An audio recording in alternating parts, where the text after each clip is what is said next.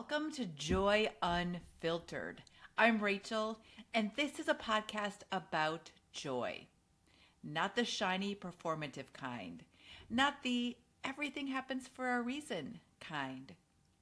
This is joy as a strategy, a way to stay steady when life feels loud, a way to stay human when things are hard, a way to lead, love, and live without burning out or checking out.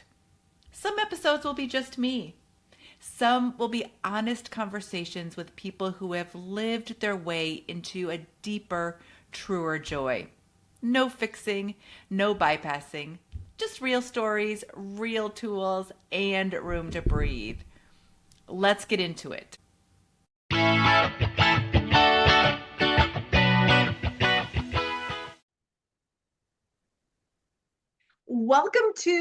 Welcome back to Joy Unfiltered. I am Rachel, your host, and I am so glad that you're here today. And we happen to have another amazing guest with us today. So we have Kurt Bush with us today. And let me get Kurt introduced. He happens to be another fellow Midwesterner. So, I already like him, but let me get him introduced and then you can decide as well. So Kurt is a certified internal family systems practitioner, trauma-informed coach, and co-founder of Brimstone Coaching Group. With a background spanning corporate leadership, pastoral ministry, and coaching, Kurt helps leaders break free from self-doubt, embrace authenticity, and lead with confidence. Having overcome his own struggles with imposter syndrome, which we'll get into today, Kurt is passionate about guiding others through transformational growth and into authentic leadership. Through Brimstone's unique E plus R equals T approach, encounter plus reflection equals transformation, Kurt equips individuals and teams to move from exhaustion and frustration to clarity and wholeness. He's also the co-host of the Brimstone Coaching Podcast, where he and his coaching partner explore leadership, personal growth, and breaking through barriers. So welcome, Kurt, to the podcast. Thanks, Rachel. Super glad to be here. Yeah, I'm glad. Again, I always love introducing or welcoming another fellow Midwesterner to the podcast. So Minnesota, Iowa, it's like we're the same people, right? Two peas in a pod, Rachel. We got it. Well, okay. One of the things that I wanted to start off with, well, there's a couple of things that I'd written down in my notes, but let's just jump right in. I do want to get to your backstory first, but even before that, and maybe this will lead us into your backstory, imposter syndrome. I mean, we all have it. Why? Well, that's a great question. I think everybody's why is a little different, but I think if we boil down the whys, and I'd love to hear your take on this too, Rachel, but I think if I boil down the whys in my experience and my client's experience, the whys all come back to some fear of a threat. I think everybody's threat is different. And I think everybody's first formation or, elementary to high school years, we're all different. But I think we learn things in those first formation. We learn things about the world. We learn things about safety. We learn things about affection and attention and how to get them and how to not get them when we don't want them. And I think all those things kind of boil into this sort of fear of a threat that turns into imposter syndrome as we get older. Yeah, I agree with you. And isn't it crazy that when we sit in a relatively safe space, like in our living rooms or in our offices by ourselves, that those threats sometimes can seem a little silly even, right? Yeah. But in that safe space, but how do we let those threats, those threats seem to overcome us then when we go out into the real world? Yeah, I'm not a neuroscience guy. I'm not a neuroscientist, Rachel. But I think our nervous systems are really good at like creating means and behaviors and patterns of behavior to keep us safe. And I think what happens is our nervous systems don't know that the threat's not present, right? The feeling is real. The feeling of being found out, or the feeling of looking incompetent, or the fear of being embarrassed, like those feel so real in the moment, even though they're probably rooted somewhere else. But our nervous systems, they're so good at protecting us, they just don't know the difference, right? Well, and that probably dates even back a little bit further than our elementary school or high school Yeah. years. That probably dates back to our ancestral, hi, Yeah. we want to stay alive because that Yeah. bear or tiger, they're not Yeah. tigers in the Midwest, but the bear, let's say, Yeah. the Yeah. bear is going to come and eat us, so that our systems need to be wired. So you're right. It is about fear, I right? think So so. Yeah.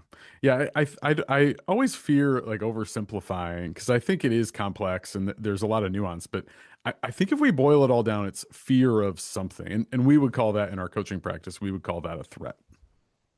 yeah, okay. So we all have this, we're walking around. I'm a Gen X woman. A lot of people listening to the podcast are as well. So we are walking around. We're in our late 40s, early 50s, maybe 60s, and we saw our parents at that age thinking they have it all together, they know what they're doing. And we are here now thinking, oh my goodness, we have college age kids or high school age kids, and we're supposed to know what's happening. Yeah. How do we stop having imposter syndrome? Yeah. That's also a great question, Rachel.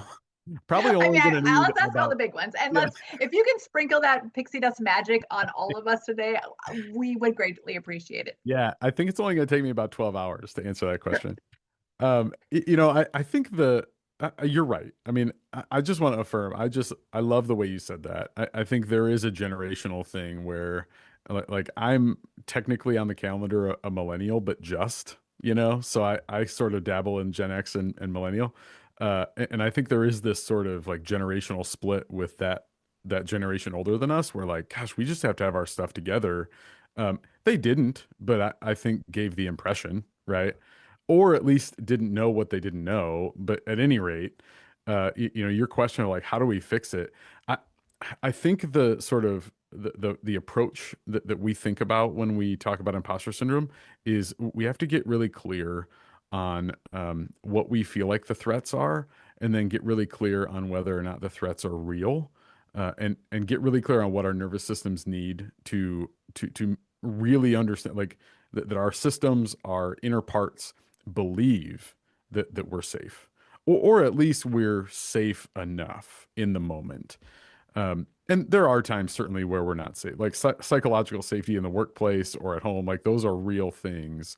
But for the most part, with imposter syndrome, it's a fear based on a threat that's not actually present. So we do a lot of work of helping people unpack of like what's actually true in that moment, what's actually true, and how can we take like a half a step outside of our comfort zone to begin to see that maybe that threat isn't as real as we feel like it is. Okay. If you are driving in your car right now, you cannot be taking notes like I am, but I just wrote down because I think that is such a salient point. Fear is based on a threat that is not actually there. Is that what you said? Did I get that right? Often when we're, Imposter yeah. syndrome is fear Mhm. based on a threat that's not actually there. I would say often, yes. Yeah. Okay, so let's say that again. It's not actually there, but it was there at one point because that is how it got imprinted in our brains. Yes. That Am I getting at the right stuff?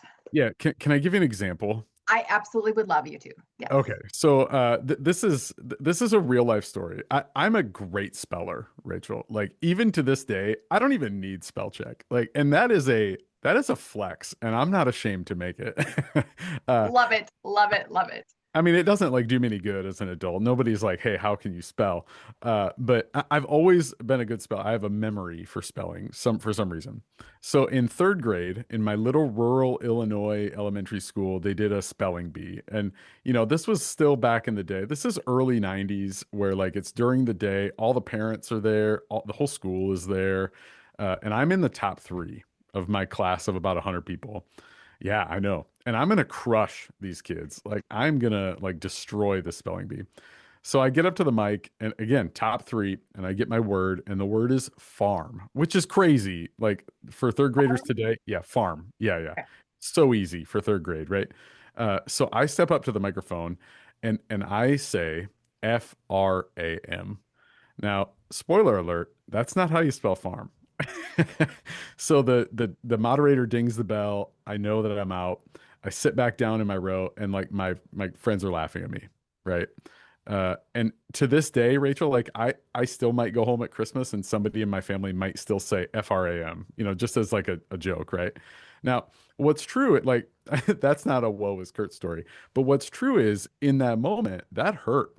That was really hard. And I didn't know it then, but I can look back now and realize like that's a moment where I learned don't ever look dumb in front of people because they're gonna laugh at you and it's gonna be uncomfortable. So I made a promise to myself subconsciously. I didn't know I was doing it. The promise was I'm never, ever gonna put myself in that spot again. And that's great for third grade, Kurt, right? I needed it. I probably really needed it even through high school. Like there is a real danger. Like being a kid is tough. So that was a really good protection for me for a while.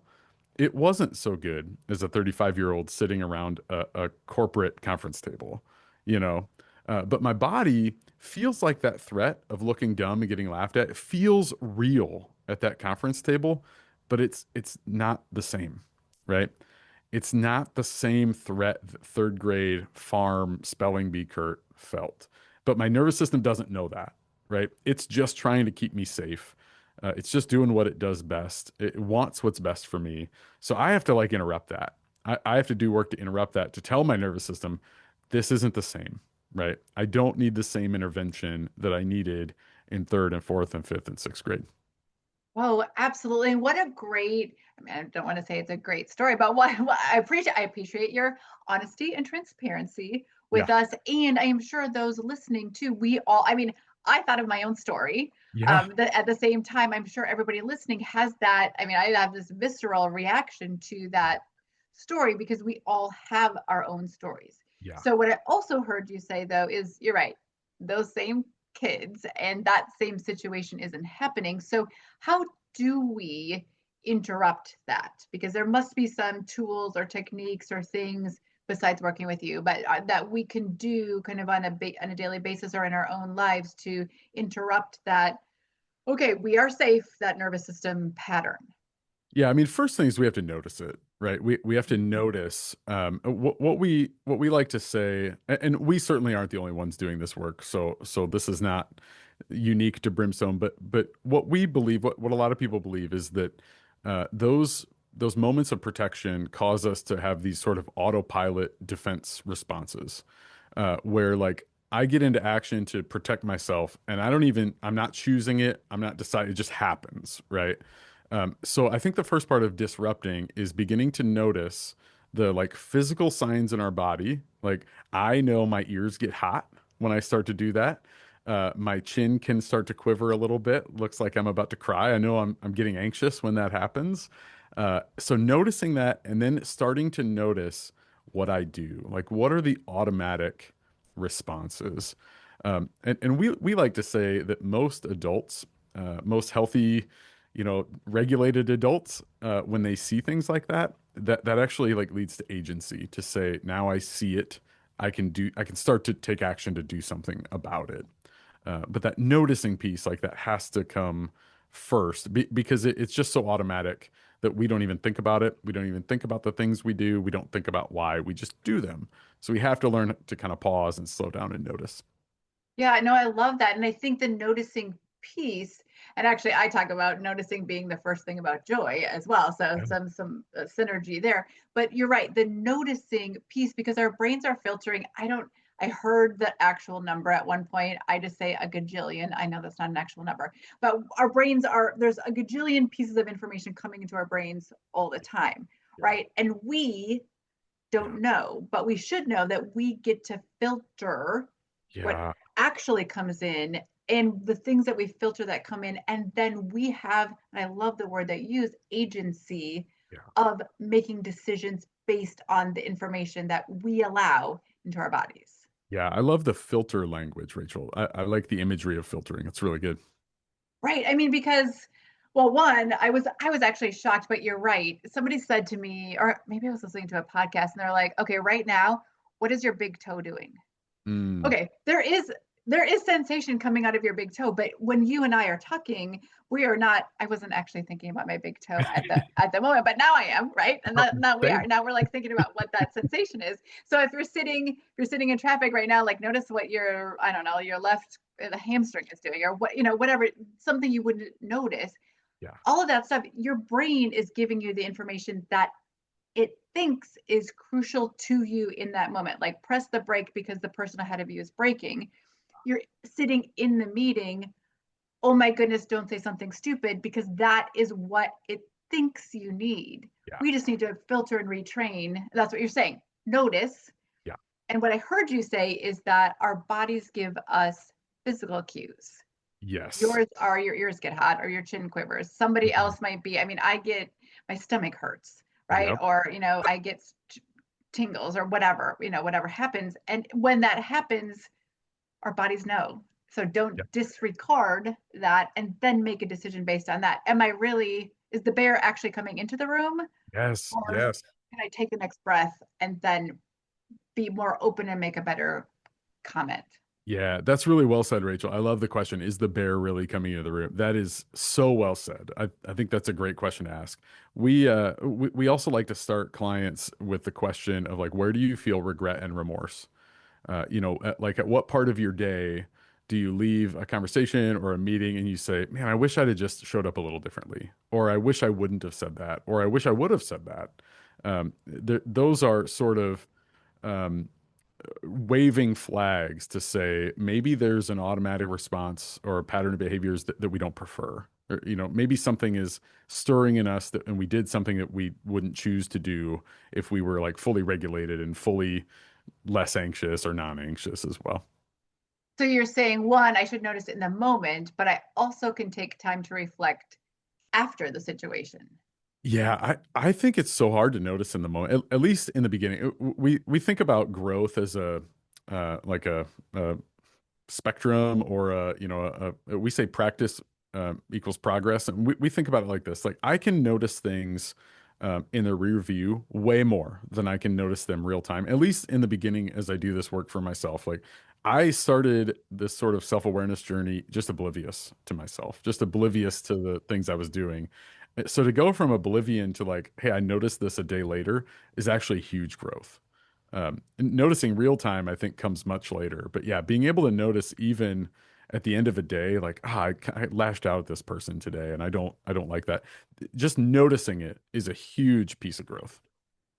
Well, I like that one, giving ourselves grace that you don't, because you're right, growth takes time, right? So we hope that we can notice it in the moment, but you are also saying that growth happens if you notice it 3 days later, and Yeah, then maybe 2 days later, and then maybe you notice it the next day or the yeah. next day, the next day, or within that same day. So do you provide, or do you suggest, or do you have like a daily reflection habit that you do at the end of the day, or is it just something that just pops into your head? Because what I'm thinking about, what when you just said that, was I do that all the time. Like I go away from a conversation and think, oh my goodness, I just messed that up. And then my face gets red and then I'm embarrassed and then all of the emotions flood Yeah. in. But is there a better way that I could reflect on what happened? Well, that's a good question. Reflection's so hard, Rachel. I wish I could tell you that I have this like really regimented reflection practice. I would say I have a more regimented reflection practice today than I've ever had, and it's still not amazing. But I think what I would say is I build in times in my schedule that I can be quiet and that I can think back on the last 24 hours. Not every day, maybe it's a couple times a week. I've also done little practices like if I love podcasts. I love baseball and I love listening to baseball. And when I get in my car, I will, like an old man, I will put on a baseball game, even if it's yesterday's, just like an 80-year-old man, Rachel. But I will sometimes No say, judgment. thank Okay, you. a tiny bit of judgment. No judgment. Oh, Don't that's worry. okay. That's okay. There have been times where I say if I'm getting in the car and I know I have a two-way trip, I'll take one of those ways and I just won't listen to a baseball game or won't listen to the radio or a podcast. And I'll use that to intentionally sort of reflect back. But I do, I mean, I think you're right. Without some sort of intentional like scheduled space to say I'm intentionally not going to like fill my mind or this space. I just don't think I do it. And I don't think many of us would do it without some sort of regimented rhythm. I like the and I'm learning new things, which is one of the reasons I love just having conversations with people like you. One of the things that I have gotten really good at, and those of you who listen to the podcast know this, my morning practice, I do a really good job of meditating, doing my prayer, doing my journaling, doing those things. But as I talk to you, those things are forward thinking. It's Yeah. not often reflection when I do those things. I'm thankful for what is in the present, and I really try to stay present, and it's forward thinking. Yeah. But I like the fact that you also are encouraging us to build in to our daily practices, weekly practices, whatever that might be. It might not need to be daily, but of a reflection.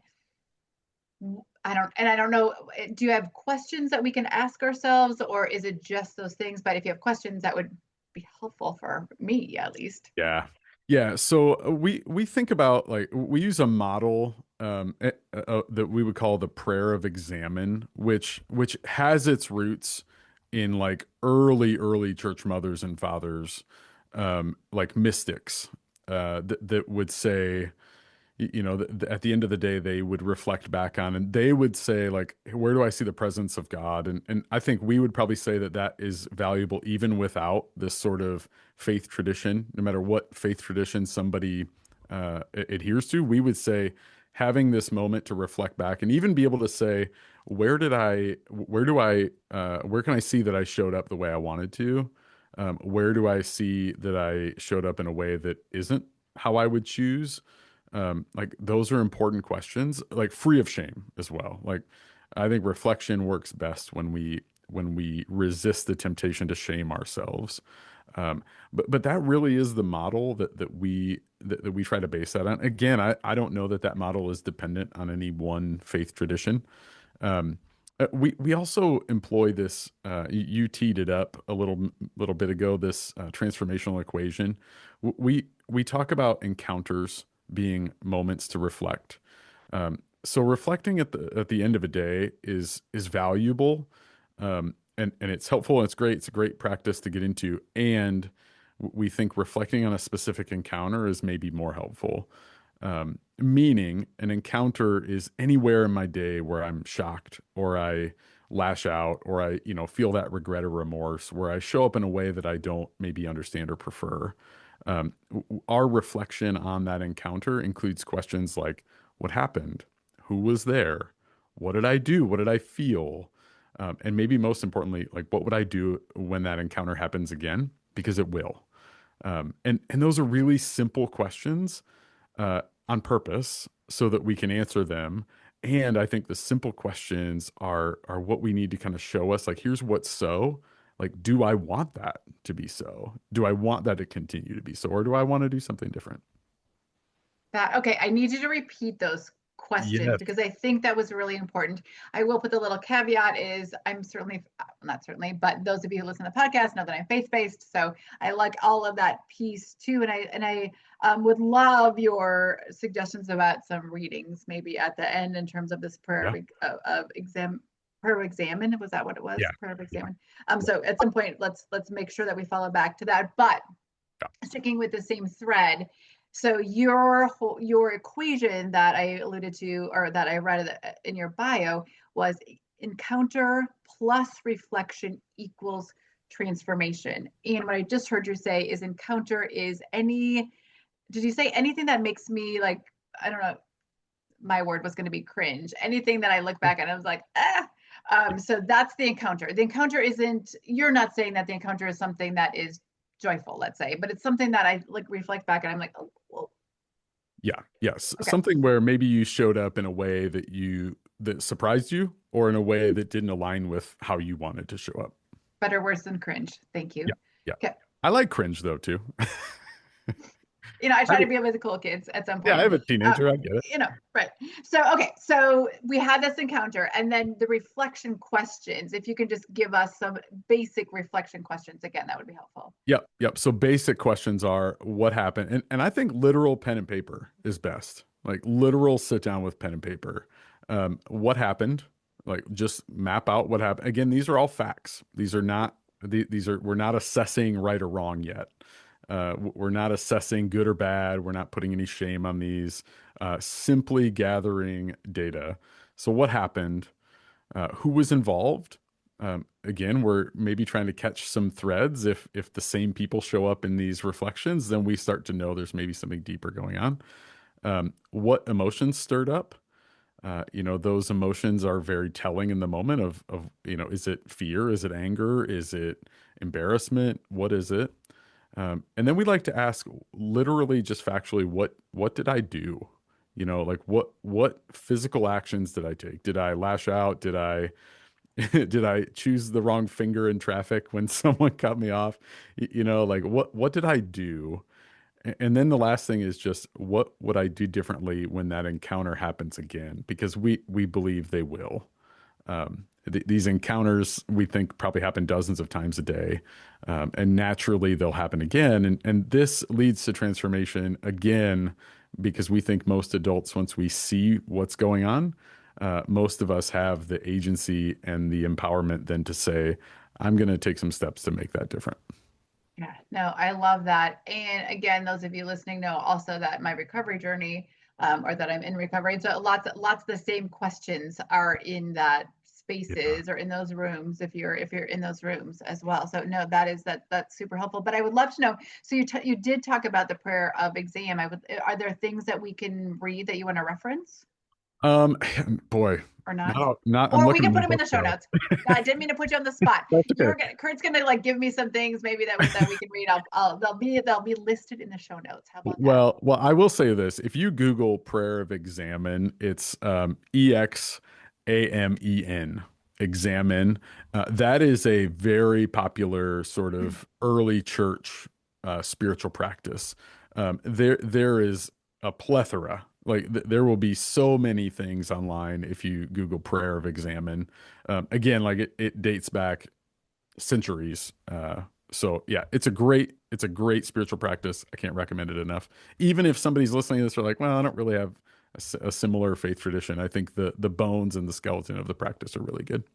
Yeah, awesome, awesome. And again, it's fascinating to me thinking about transition or faith traditions, thinking about the recovery community, thinking about lots. I mean, there's so much that is in common, and even again, those of you who maybe don't have that, you still probably believe there's something greater than you Yeah. out there. So some of these questions and some of these practices certainly can be helpful, or at least I have found them helpful.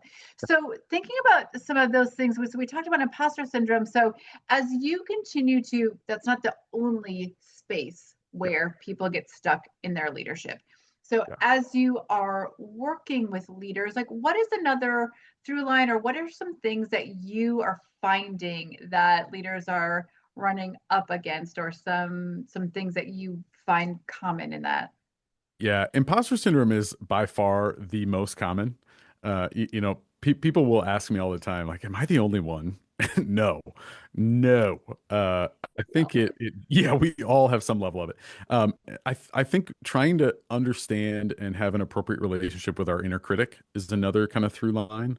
And I think there is a nuanced difference between imposter syndrome and the inner critic.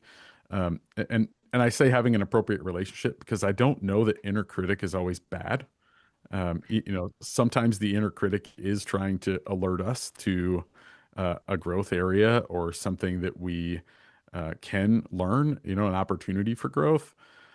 So I would say that is a big one. I think the other one that we find right now is just um, understanding the connection between performance and self-worth.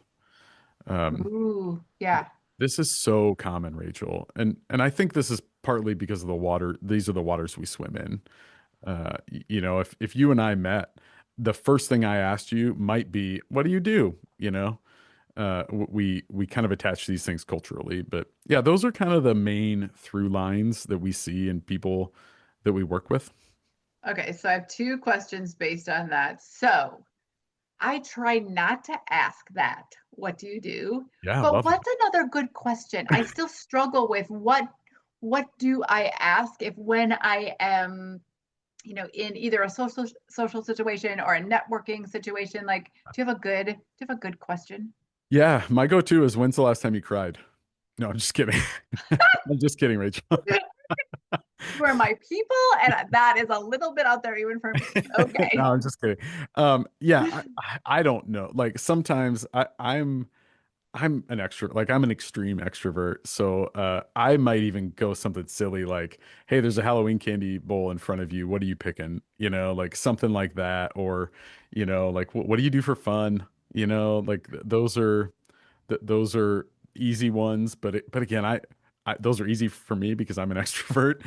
I think like where you from is always a good, people like to talk about where they're from. I think in general, any question about someone is good. I mean, who doesn't like to talk about themselves? Like in a way where someone's actually listening. So I don't know, where are you from? What do you do for fun? What candy bowl are you going to? I probably wouldn't do when's the last time you cried, but That might, again, I'm also a fairly, I don't know what, extreme, aggressive, whatever, extrovert. So those conversations come fairly easily to me as well. However, I do like, what do you do for fun? yeah. Right? Because that it's in the same vein and it comes out almost in the same way, so that if you're not quite as extroverted, that might be something to memorize. Because sometimes it's hard for people to think about questions, but I also like the fact that you alluded to just ask about something in the present moment. Yeah. Like ask about something in the present moment. Or I'll always go to is compliment their shoes. I love that. Look at them Love. first, but Yep. compliment their shoes. Look at them first. I mean, you want to be authentic. You want to be authentic. So you might not want to go there. But I also think what you were saying too is, or you didn't say, but I'm assuming your next thing was going to be listen to the answer. Yeah, yeah, Right. of I course. mean, Yeah. people want to be seen and heard. And that is where you were going, is people want to be seen, they want to be heard. If you start asking them about themselves, Yeah. they'll Yeah. just go and they'll just go. Right. I would never ask. That's a great caveat. Thanks for saying that. I would never ask a question I didn't actually want to hear the answer to. Like there's an assumption of like anything I ask, I'm going to listen well and make sure they're being heard. Yeah, for sure. Yeah, absolutely. But the other thing you said, and I wrote this down. So let's talk about the inner critic. So my first question was, what's your definition of the inner critic, and does yours have a name? Oh, that's a good. Oh, Rachel, I like that question. Um, I okay. The second part of that question made me forget the first part of the question. No, mine does not have a name. But now I can't stop thinking about that. And I forgot the first part. Ask me the first part again. Just a definition. Like, well, Oh, I mean, so one of the things that I like on this podcast is when I'm talking to people too, is I assume that everybody knows what we're talking about. yeah. So inner critic feels fairly self-explanatory, but when you talk about that, like what do you mean by inner critic? Yeah, yeah. I mean, simply put, it's the voice inside of me that says you're either not doing well, or you're not good enough, or you're about to fail. Okay. Yeah. That's a fair definition. The next time we talk, and I will be emailing you that person needs a name. Yeah, I like this a lot, Rachel. I've never heard that question, but now I can't stop thinking about it. I'm Well, gonna name for me, it's just been easier. So, Gertrude, by the way, Gertrude. because then I can say sometimes you're helpful. Yeah, Sometimes you need to ride in the trunk of my car. yeah, I get to drive always. yeah, Sometimes you can ride in the passenger seat with me if you're nice, because yeah. sometimes you offer me good questions for me to think about. Yeah. Sometimes you're just being crabby I and love that go in so the much. trunk. I love it so much. I mean, I don't know if you know this, but you just did internal family systems thinking. Okay, That's I did not know that because I don't actually know a lot. I mean, you can also educate us about internal family systems, but that's I don't know another a lot day, about that. But I Rachel. just know about like that it's helpful for me because that, as you said, I don't ever get. She never leaves me. Yeah, yeah, Like I don't get to, because I think that one of the things sometimes that we try to do is like, no, you need to like always think this whole positivity culture. yeah. I talk about joy. That is not toxic positivity. That is not like everything is fine, rose colored glasses. I know. And I also know that my internal critic, she lives Yeah, and she's never going away. yeah, yeah. So That's so good, Rachel. Well said. I just thought I'd be friends with her. And, she's my crabby old. I mean, but sometimes she's helpful. Sometimes she's helpful. When Yeah. I'm about to get hit by a car, she's helpful to say, you might want to slow down here. Yeah. Or there's a cop, you might want to slow down because you don't want to pay the speeding ticket. Oh, Yes. cool. Yes. Great. Love Great, that. great, great. Yeah. All right. So tell me more about the work, like how you work or what Brimstone, it's Brimstone Coaching, right? I just want Yeah. to make sure. Okay. Yeah. What Brimstone Coaching does, how you work with people, organizations, like tell us the whole thing. Yep, yep. So we do one-on-one coaching, but we also do group coaching. So one-on-one coaching looks a lot like self-awareness work.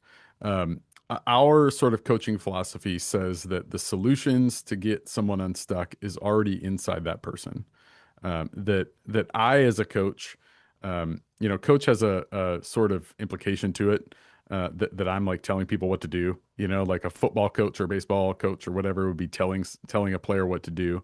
We actually think our coaching role is to ask questions at the right time, the right questions at the right time to unlock what it is that people need to become unstuck. All that to say is that we are outside of the systems.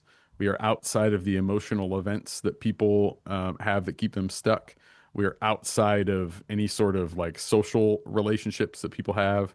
And we can ask good questions at the right time that help people say, "Oh, I've never thought about it like that."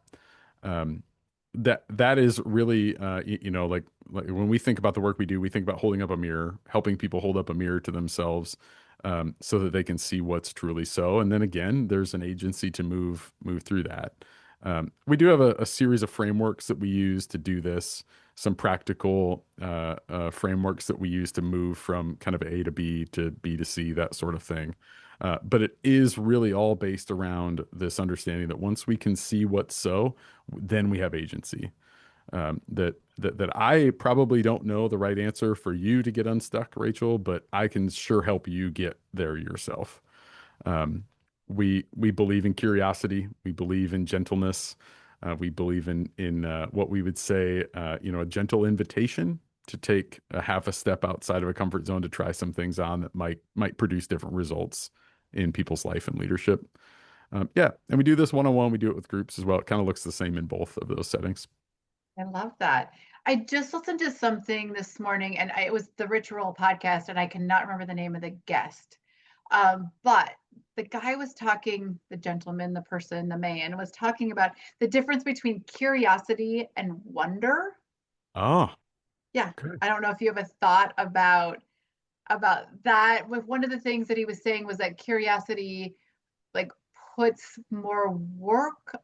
And I'm Hmm, gonna have to listen to the podcast again, but I need to. But wonder was just this like also has a little bit of awe in it. sure. So when Yeah. we are thinking about wonder, so we can wonder about something, because I always use curiosity as a thing as well, and then it made me.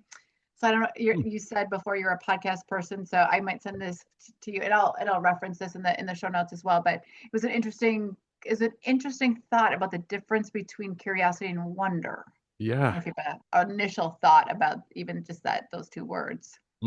I don't, but I like, yeah, send it my way. I'd like to learn more. I do think, I mean, I even just think of word choice. We will say often with clients like, "Hey, I wonder about this," and it does feel a little more invitational, doesn't it? Yeah, and he was saying that, and maybe that was the word that he used to invitational to ourselves, because Yeah, curiosity feels like a responsibility, maybe, yeah, and maybe that's what it is. That, and then wonder feels like more of an invitation. His practice was asking, and I was like, oh, this is amazing. Is if you have a problem, then you ask like a how or a what, not a why, but a how or a what about that. And then you and your coach go back and forth, not answering anything, but just asking another how or a what yeah, about what the other person said. yeah, And they did it on the podcast. And I'm a big Rich Roll fan. And even he, he's fairly wise from my perspective, but he was like stumbling about the next question even to ask. He's like, what kind of sorcery or magic is this? So I mean, so I haven't done the practice, but this coach was saying that in small groups or in one-on-one coaching, that asking a series of how or what questions just back yeah, and forth helped people unlock that wonder, not yeah. just curiosity in themselves. So Yeah, I like I that a just lot. thought about it Send this it morning. over. So you were the first person I've shared that with. So, Yeah, everybody else I can think about it too. I think that stirs up like something aspirational too. Like I wonder, uh, like when I think about curiosity, I, I I feel like maybe curiosity, I'm trying to find an answer, whereas wonder, I'm thinking about what could be. Like, I wonder if there's an aspirational piece as well, just as you think. That's really intriguing, Rachel. I love the I will question. send you. I will. It was those of you listening. This is going to be a really old, probably like a month old ritual podcast, but I will reference it in the show notes, and I will send that to you because it Awesome. was fairly fascinating. The whole thing was good, but that piece of it towards the end it was towards the end. I'll try to note the exact Yeah, time in love there. that. Um, so the other question then is, so talking about podcasts. So clearly, all of you know I'm a big Rich Roll fan. Are there podcasts that you listen to? It doesn't need to be anything about anything. It probably what podcasts bring you joy? Oh boy, Rachel. The other day, the other day I was on a podcast, and the very first question was, "What is the last song you listened to?" And there was this moment where I had to like get really real with myself of like, boy, I'm embarrassed by Was that. it Do the I Spice really want? Girls? No, it was worse. It Ooh, was worse. It was something from the Fast and the Furious soundtrack, like the original one from the 90s. Because I'm a 90s kid. Like this was formative. I was in high school and I like it. It puts me, music transports me to a fair. place. Yep. So anyway, so I'm having this same feeling because I I listen to a lot of podcasts. Very few of them are like educational. Um I love baseball. I just absolutely love it. So there is a podcast I listen to called Talkin' Baseball, Okay. by a really well-known sort of YouTube personality in the baseball world. I love it. Love it. It's fun. It keeps me in the loop. Not educational in the least, but I listen to it religiously. Love it. Okay, so talking baseball, if you're a baseball fan, I happen to not be a baseball fan, but okay, talking baseball. And Uh-huh. then besides that podcast, Uh-huh. what brings you joy? Yeah. Um, I honestly like a baseball game on the radio brings me joy. Th this time of year, we have a little patio in our backyard, and sitting out there with a cold beverage, listening to a baseball game, just sitting and being quiet and being still. That sort of outdoor space brings me a ton of joy. I mean, like I have a teenager, and like I get to see him start to become an adult. I have two teenagers. It brings me joy to You better see. mention them both, right? I mean, Yeah, yeah, they're not going to listen to this anyway, but uh, yeah, I think getting to see them like have their own personality and opinions brings me a lot of joy too. I think as far as like the practice, what I do to like grow joy, honestly, sitting outside with a beverage in a baseball game, I do that on purpose to bring myself joy. I love that. And what a beautiful time we happen to be filming this or recording this the day after Memorial Day in May 2026. So I mean, at least it was gorgeous here in Minnesota, here in Iowa. I mean, same. I mean, but Beautiful, yeah. beautiful. It finally got warm. Finally Finally. got warm enough to do all of those things. So Yeah. I love that. I love that. So as we kind of close down, how one just like any last words, and then how can people as they're listening, because I'm sure there are people in their cars or taking a walk and they're like, yes, I need some more Kurt in my life. How do they get a hold of you? Those two questions. Yeah, so I always like to help people understand like you're not alone. I said it before, but so many people we work with come to us and they just have this feeling like they're alone, like they're stuck alone. And I don't mean to imply like me and my partner are in your corner. We are, but like there's so many of us feel stuck and so many of us feel imposter syndrome. Like no one's alone. There's a tendency to, especially in the Midwest, Rachel, to like want to be tough and kind of grind through on our own. That's a Midwest value, and I just want to remind people you're not alone, and there's a better way. There's a better way to do life and do leadership and all that kind of stuff. There's a better way. You don't Love have to it. be alone. Yeah, if people want to get a hold of us, our website's the best way. It's brimstonecoachinggroup.com. There are ways on there to have free, no obligation conversations with myself or Chris, my partner. We understand there's a million coaches that have a million different philosophies. Sometimes we're a good fit for people and where they're stuck, and sometimes we're not, and sometimes we know people that are. So we want to be able to have those conversations for free with no obligation. People can do that on the website. We also have a podcast. Again, they can find that on the website too. I also have a book right there. Oh, you know what? It's a little bit blurred out, but yes, let's talk about your book for a tiny even before we. So what's the title? Yeah, the title is called Live Fully, Lead Authentically. We wrote this as just a glimpse into the work we do and why we do it. Chris, my partner, and I, we've been doing this work together, not formally, but together, kind of informally, for about a decade. And the book sort of captures how our philosophy has come to be, and just a glimpse into the reality that we do the work too, and we continue to do the work. And we want to kind of put that out in the world to say, here's a way to do the work for yourself as well. I love that. And people can find that on Amazon, or are there other Anywhere places to books are find it? sold. Yep. Anywhere Okay. books are sold. Target, Walmart, Amazon, anywhere.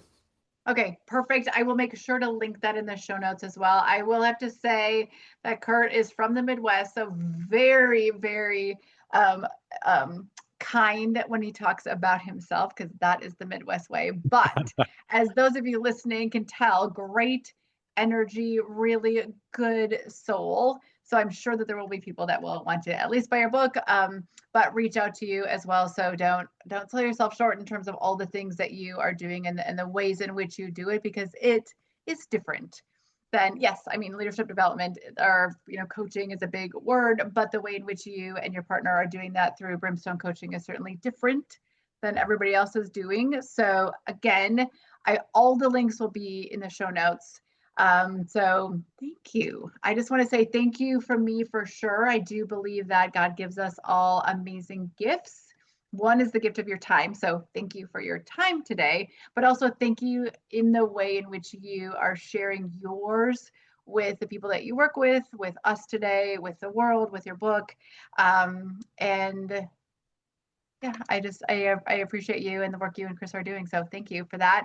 And those of you listening to the very end, I appreciate you immensely. Make sure that you subscribe to the podcast because you don't want to miss some more information about joy. I'll also put Kurt's podcast in the show notes as well. So make sure that you listen to that. Share this with a friend, and always remember, from my heart to yours, I am celebrating you today and every day. So have fun, live well, enjoy.